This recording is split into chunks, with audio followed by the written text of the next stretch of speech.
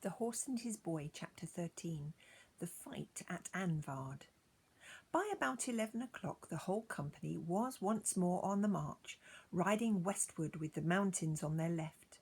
Corin and Shasta rode right at the rear with the giants immediately in front of them. Lucy and Edmund and Peregrine were busy with their plans for battle, and though Lucy once said, "But where is his goose-cap, Highness?" Edmund only replied, "Not in the front, and that's good news enough. Leave well alone." Shasta told Corin most of his adventures and explained that he had learned all his riding from a horse and didn't really know how to use the reins. Corin instructed him in this, beside telling him all about their secret sailing from Tashban. "And where is Queen Susan?" "At Cair Paravel," said Corin. "She's not like Lucy. You know who's as good as a man, or at any rate as good as a boy.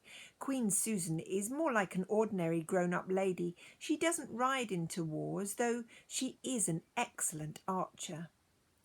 The hillside path which they were following became narrower all the time, and the drop on their right hand became steeper.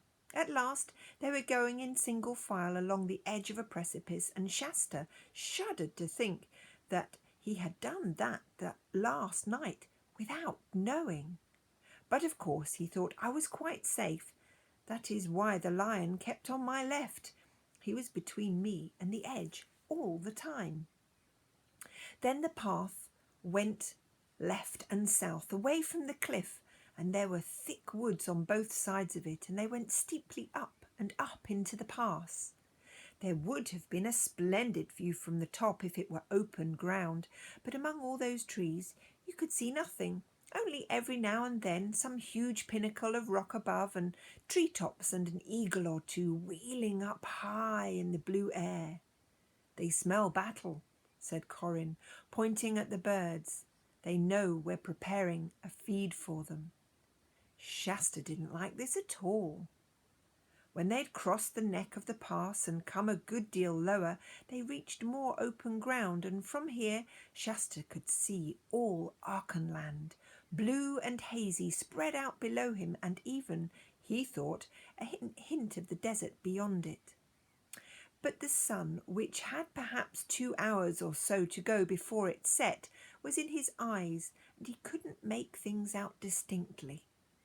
Here the army halted and spread out in a line, and there was a great deal of rearranging. A whole detachment of very dangerous-looking talking beasts, whom Shasta had not noticed before, and who were mostly of the cat kind, leopards, panthers, and alike, went padding and growling up to take their positions on the left. The giants were ordered to the right, and before going there they all took off something that they had been carrying on their backs and sat down for a moment. Then Shasta saw that what they had been carrying and were now putting on were pairs of boots, horrid, heavy, spiked boots, which came up to their knees. Then they sloped their huge clubs over their shoulders and marched to their battle position.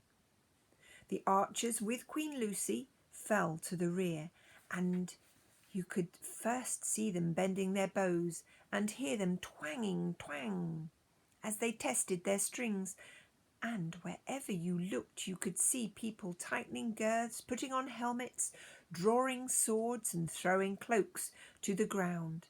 There was hardly any talking now. It was very solemn and very dreadful.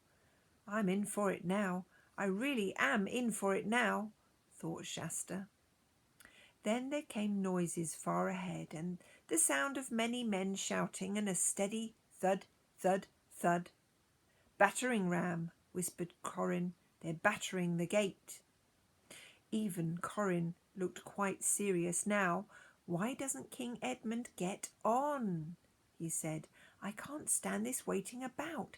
It's chilly too." Shasta nodded, hoping he didn't look as frightened as he felt. The trumpet at last, on the move now trotting, the banner streaming out in the wind. They had topped a low ridge now, and below them the whole scene suddenly opened out. A little, many-towered castle with its gate toward them. No moat, unfortunately, but of course the gate shut and the portcullis down. On the walls they could see, like little white dots, the faces of the defenders. Down below, about 50 of the Calamans dismounted, and they were steadily swinging a great tree trunk against the gate. But at once the scene changed. The main bulk of Rabadash's men had been on foot ready to assault the gate, but now he had seen the Narnians sweeping down from the ridge. There's no doubt that these Calamans are wonderfully trained. It seemed to Shasta only a second before a whole line of the enemy were on horseback again, wheeling round to meet them, swinging toward them. And now a gallop. The ground between the two armies grew less, every moment faster, faster. All swords out now, all shields up to the nose, all prayers said and all teeth clenched. Shasta was dreadfully frightened, but it suddenly came into his head. If you funk this, you'll funk every battle in your life, now or never. But when at last the two lines met, he had really very little idea of what happened. There was a frightful confusion and an appalling noise. His sword was knocked clean from his hand pretty soon, and he'd got the reins tangled somehow. Then he found himself slipping. Then a spear came straight at him, and as he ducked to avoid it, he rolled right off his horse, bashed his left knuckles terribly against someone else's armour, and then...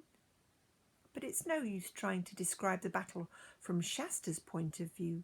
He understood too little of the fight in general, and even of his own part of it.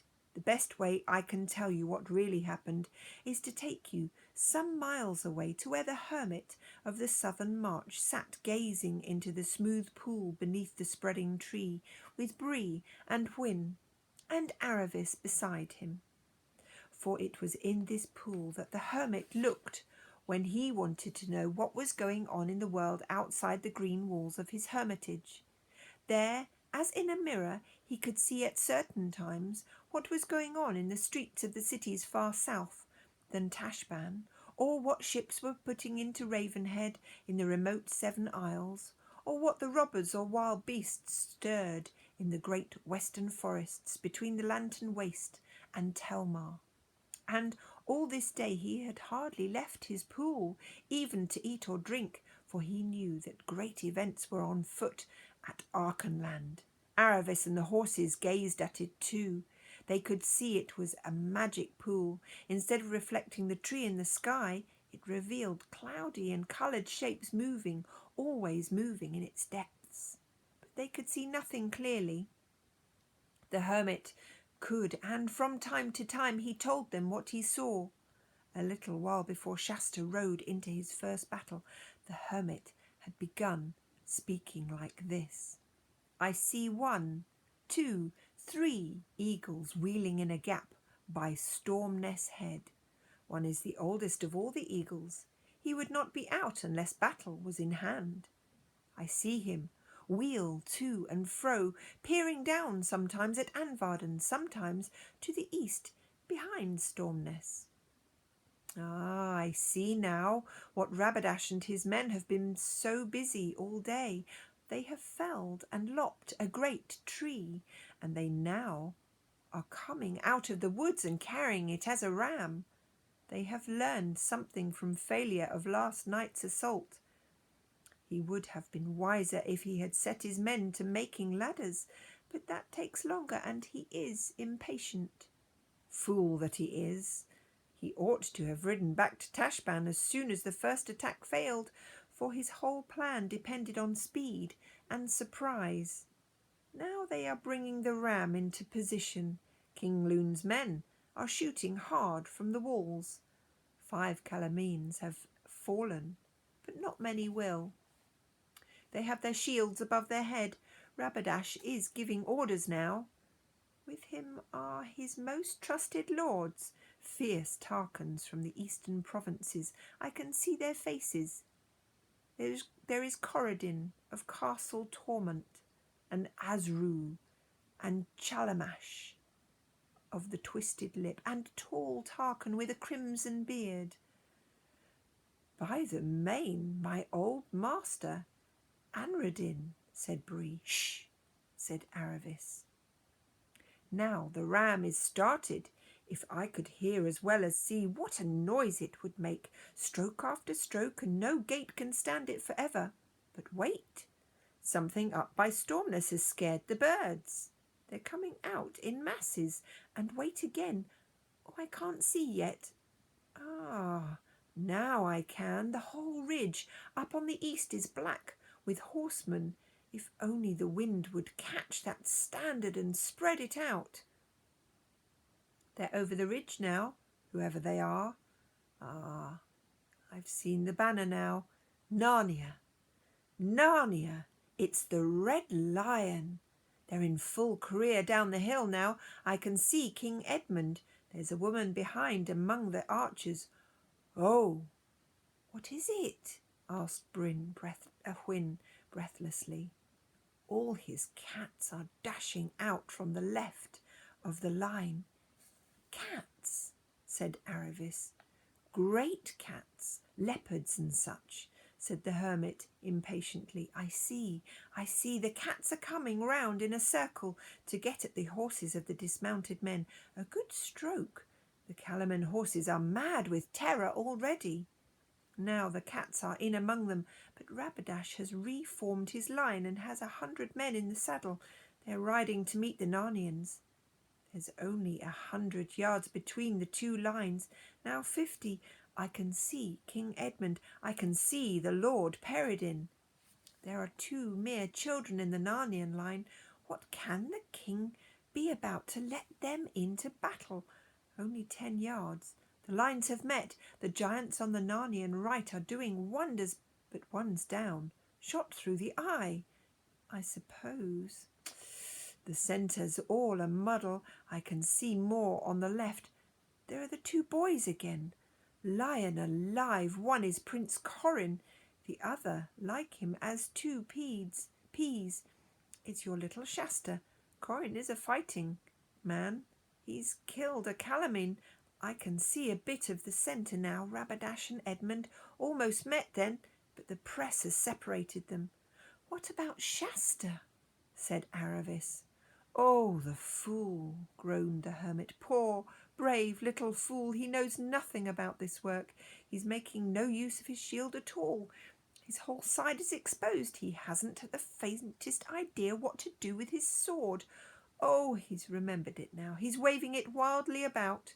Nearly cut off his own pony's head. And he will in a moment, if he's not careful. Oh, it's been knocked out of his hand now. It's merely it's near murder, sending a child into battle. He can't live 5 minutes. Duck, you fool. Oh, he's down. Killed? The 3 voices said breathlessly. How can I tell? Said the hermit. The cats have done their work. All the riderless horses are dead or escaped now. No retreat for the Calamines on them. Now the cats are turning back into the main battle. They're leaping on the ramsmen. The ram is down. Oh, good. The gates are open from the inside. There's going to be a sortie. Oh, the first 3 are out. Yes, it's King Lune in the middle. The brothers Dar and Darin on the other side of him. Behind them are Tran and Shar and Cole and his brother Colin. There are 10, 20, nearly 30 of them out now. The Calamin line is being forced back upon them. King Edmund is dealing marvellous strokes. He's just slashed Corridin's head off. Lots of Calamins have thrown down their arms and are running for the woods. Those that remain are hard pressed. The giants are closing in on the right, cats on the left, King Lune from their rear. The Calamines are a little knot now, fighting back to back. Your Tarkan's down, Bree. Lune and Azru are fighting hand to hand. The king looks like he's winning. The king is keeping it up well. The king has won. Azru's down. The King Edmund's down. No, he's up again. He's at it. With Rabadash. They're fighting in the very gate of the castle. Several Calamines have surrendered. Darren has killed Ilgamoth. I can't see what's happened to Rabadash. I think he's dead, leaning against the castle wall, but I don't know. Oh, Chalamash and King Edmund are still fighting, but the battle is over everywhere else. Chalamash has surrendered. The battle is over. The Calamines are utterly defeated. When Shasta fell off his horse, he gave himself up for lost. But the horses, even in battle, tread on human beings very much less than you would suppose. After a very horrible 10 minutes or so, Shasta realised suddenly that there were no longer any horses swamping about in the immediate neighbourhood, and that the noise, for there were still a good many noises going on, was no longer that of a battle. He sat up and stared about him. Even he, little as he knew of battles, could see that the Archenlanders and Narnians had won. The only living Calamines he could see were prisoners. The castle gates were open, and King Lune and King Edmund were shaking hands across the battering ram. From the circle of lords and warriors around them, there arose a sound of breathless and excited but obviously cheerful conversation, and then suddenly it all united and swelled into a great roar of laughter. Shasta picked himself up, feeling uncommonly stiff, and ran toward the sound to see what the joke was. A very curious sight met his eyes. The unfortunate Rabadash appeared to be suspended from the castle walls. His feet, which were about 2 feet from the ground, were kicking wildly. His chain shirt was somehow hitched up so that it was horribly tight under the arms and came halfway over his face. In fact, he looked just like a man looks if you catch him in the very act of getting into a stiff shirt that is made a little bit too small for him, as far as could be made out afterwards, and you may be sure, for the story was well talked over for many a day. What had happened was something like this.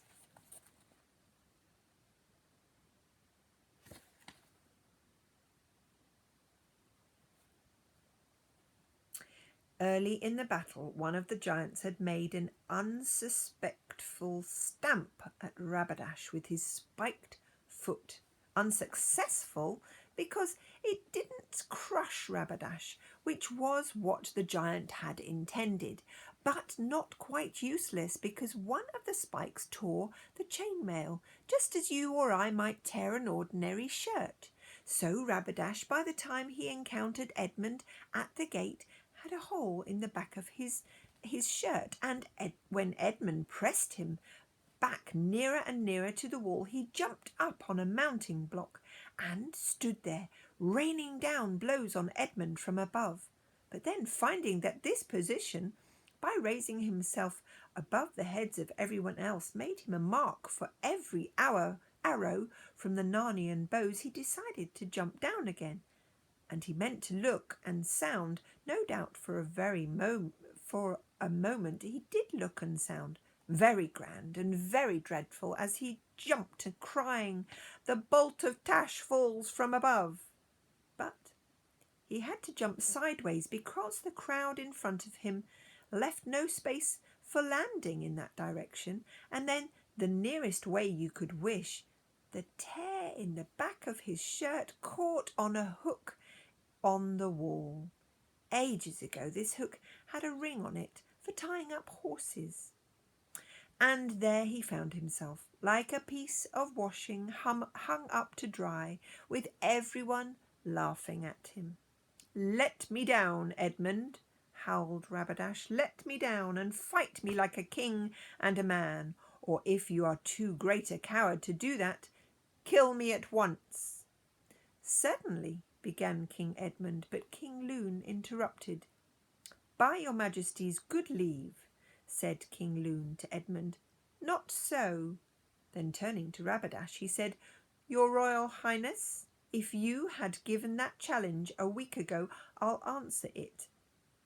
There was no one in King Edmund's dominion, from the High King down to the smallest talking mouse, who would have refused it. But by attacking our castle of Anvard in a time of peace without defiance sent, you have proved yourself no knight, but a traitor, and one rather to be whipped by the hangman than to be suffered to cross swords with any person of honour. Take him down, bind him, and carry him within till our pleasure is further known. Strong hands wrenched Rabadash's sword from him, and he was carried away into the castle, shouting, threatening, cursing, and even crying. For though he could have faced torture, he couldn't bear being ridiculed.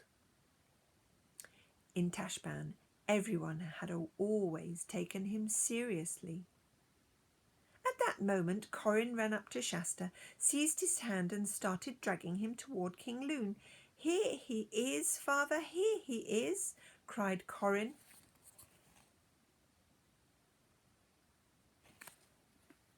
"Aye, and here thou art at last," said the king in a very gruff voice, "and hast been in battle. Clean to the contrary of your obedience, a boy to break his father's heart. At your age, you should have a rod rather than a sword in your hand." But everyone, including Corin, could see that the king was very proud of him. "Tell him off no more, sire, if it please you," said Lord Darren. "His Highness would not be your son if he did not inherit your condition. It would upset your Majesty more if he had been able to hide and do the opposite." "Well, well," grumbled the king, "we'll pass it over for this time." And now, what came next surprised Shasta as much as anything that had ever happened to him in his life. He found himself suddenly embraced in a bear hug by King Loon and kissed on both cheeks. Then the king set him down again and said, "Stand here together, boys, and let all the court see you. Hold up your heads. Now, gentlemen, look on them both. Has any man any doubts?" And Shasta still could not understand why everyone stared at him and Corin, nor what all the cheering was about. And that's the end of the chapter.